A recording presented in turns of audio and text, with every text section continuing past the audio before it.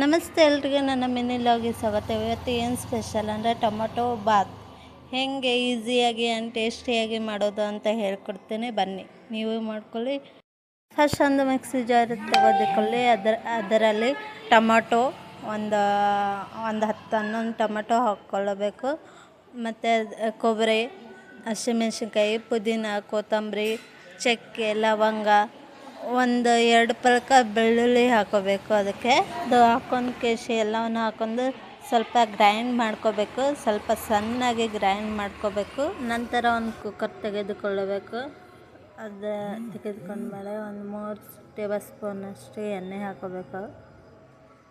ನಂತರ ಎಣ್ಣೆ ಬಿಸಿ ಆದಮೇಲೆ ಜೀರಿಗೆ ಮತ್ತು ಸಾಸಿವೆ ಹಾಕೋಬೇಕು. ನಂತರ ಸ್ವಲ್ಪ ಅಲ್ಲ ಮತ್ತು ಬೆಳ್ಳುಳ್ಳಿ ಪೇಸ್ಟ್ ಹಾಕೋಬೇಕು. ನಂತರ ಅದಕ್ಕೆ ಇಷ್ಟು ಶೇಂಗಾ ಕಾಳು ಹಾಕೋಬೇಕು. ಮತ್ತು ಪುದೀನ ಹಾಕೋಬೇಕು ಸ್ವಲ್ಪ. ನಂತರ ಚಕ್ಕೆ ಮತ್ತು ಲವಂಗದ ಪೌಡ್ರ್ ಹಾಕೊತೀನಿ. ಮನೆಯಲ್ಲೇ ಪೌಡ್ರ್ ಇತ್ತು, ಅದನ್ನೇ ಬಳಸ್ತಾ ಇದ್ದೀನಿ.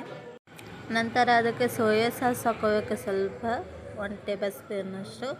ಆಮೇಲೆ ಈರುಳ್ಳಿ ಹಾಕೋಬೇಕು. 2 ಈರುಳ್ಳಿ ಹೆಚ್ಚಿಟ್ಕೊಂಡಿದ್ದೆ, ಈರುಳ್ಳಿ ಹಾಕೋಬೇಕು. ಒಂದು 5 ನಿಮಿಷ ಫ್ರೈ ಆಗಬೇಕು ಅದು ಈರುಳ್ಳಿ. ನಂತರ ರುಚಿಗೆ ತಕ್ಕಷ್ಟು ಉಪ್ಪು ಹಾಕೋಬೇಕು. ಆಮೇಲೆ ಫುಡ್ ಕಲರ್ ಇರುತ್ತಲ್ಲ, ಅದೊಂಚೂರು ಹಾಕೋತಾ ಇದ್ದೀನಿ. ನಂತರ ಒಂದು ಟೊಮೊಟೊವನ್ನು ಹಾಕೋಬೇಕು.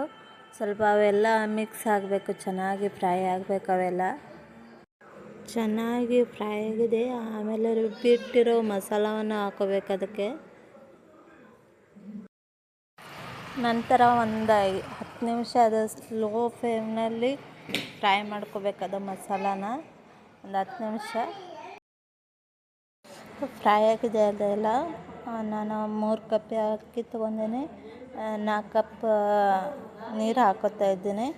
ನೀವು ನೋಡಿ ಹಾಕೊಳ್ಳಿ.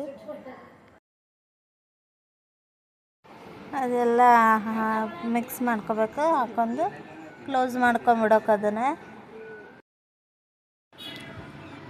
ನಂತರ 3 ವಿಸಲ್ ಆಗಬೇಕು. ಅದು 3 ವಿಸಲ್ ಕೂಗಿಸ್ಕೋಬೇಕು.